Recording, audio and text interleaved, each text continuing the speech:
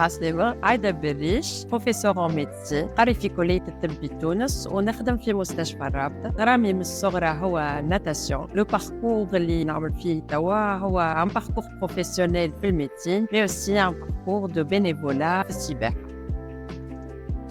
Les vacances تعديو هايلين، شوية عائلة، شوية خدمة avec une belle expérience en début de vacances d'ailleurs qui m'a donné beaucoup de fraîcheur pour le reste de l'été. L'expérience هذيا تو نحكيو عليها من بعد.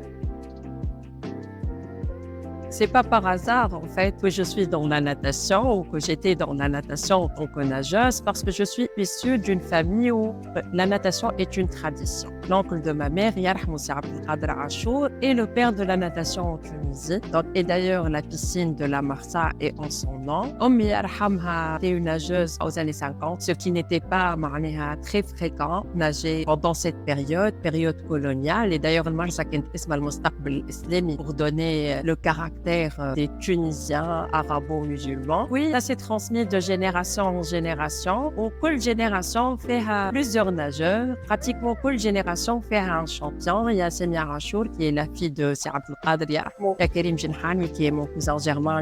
C'était un champion arabe à un certain moment. Oui, Tawa, c'est la 4e génération. Ce sont nos enfants qui nagent. D'ailleurs, c'est de là que j'ai repris mon activité au sein de l'avenir sportif de la Marsa. Bon, j'étais pas une championne, mais natation grave, donc pratiquement colna. Et d'ailleurs, moi, ma punition, c'était de m'interdire d'aller nager. Mais quand je faisais une bêtise, ma mère, Yarhamha, elle me disait, pas d'entraînement aujourd'hui. On était peu nombreux dans le club. Tawa Tbarkallah, c'est un club où il y a pratiquement 450 ou 500 adhérents. Donc, les choses évoluent. Et même sur le plan structure, ça évolue aussi. Devenir vice-présidente de l'ASN, c'est suite للغرام هذي. خليني نرجع من المرسى après une période قصيت العمان، تلهيت les études, il y a eu la vie familiale. Donc كيف الصغار كبروا ورجعت للمرسى là où j'étais. C'était un bénévolat من الأول en tant que médecin. J'ai été contactée pour faire la visite médicale للصغيرات, pour avoir des dossiers كاملين avec les coordonnées mais aussi les problèmes de santé et l'aptitude aussi pour pouvoir nager. On va de l'implication je me suis retrouvée donc dans le bureau exécutif de l'ASM Natation et actuellement avec ce poste de vice-président.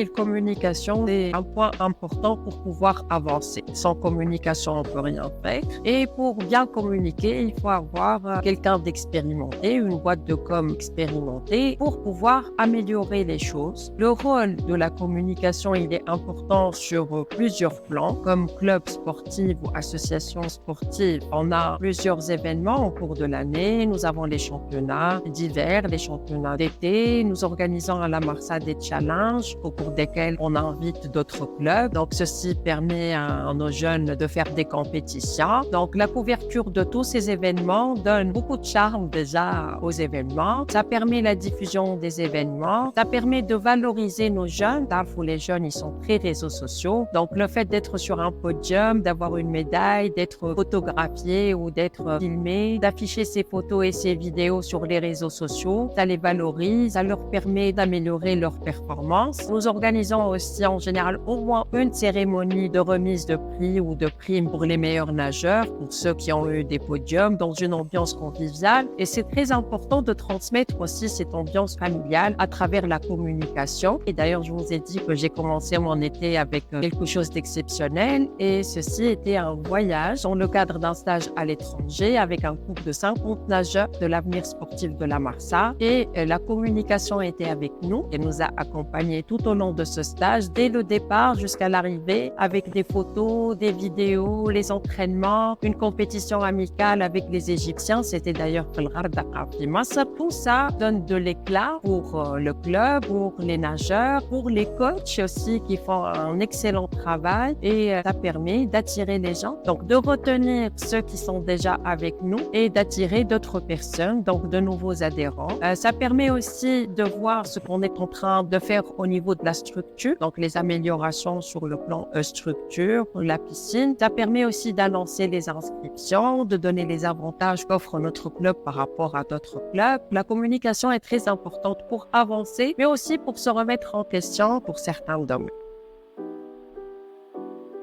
Pour bien préparer la rentrée pour une association sportive, déjà, on doit faire le bilan de l'année précédente. C'est un bilan aussi bien performance, bilan financier, quels sont les points faibles. Il faut bien se réunir, il faut bien préparer sa saison, il faut pallier à ces insuffisances. Il faut bien communiquer aussi pour attirer les gens à rester et à attirer les nouveaux Bishir Aido. Il y a beaucoup de clubs, il y a beaucoup d'associations. L'avantage, c'est qu'on a une piscine qui est presque dédiée à l'avenir sportif de la Marsa. On a des plages horaires assez flexibles. Donc, il y a pour pouvoir avancer, pour pouvoir bien faire une bonne rentrée pour cette année, Inch'Allah.